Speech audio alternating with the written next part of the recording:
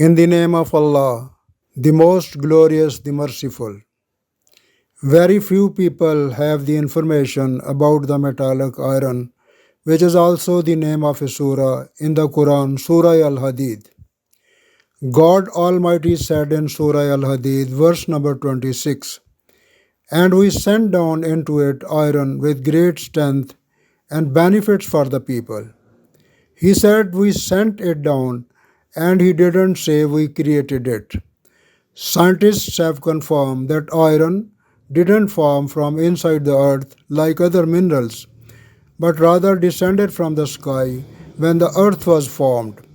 We know that the nuclear fusion that is required to form iron atoms requires a temperature of 5 billion degrees Celsius, and this temperature is not available even in the sun, whose surface level is 6,000 degrees.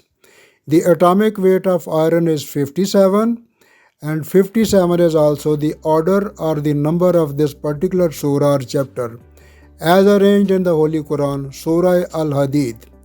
Similarly, the atomic number of iron is 26, and 26 is the number of this particular verse in the Surah Al-Hadeed. Allahu Akbar. This encounter cannot be a mere coincidence. It is one of Allah's numerous miracles to pass His messages to all mankind. The middle or heart of the earth, the center of the earth is iron, and the presence of iron in such a large proportions is what gives the earth its magnetic field, which preserves its atmosphere and protects it from ultraviolet rays. The most amazing fact is that Surah Al-Hadeed is at the heart or middle of the glorious Quran, just like the iron is at the heart of the earth. The order of Surah Al-Hadeed is 57, and the total surahs of the glorious Quran is 114. 57 is half of the chapters, and it is right in the middle of the Holy Quran.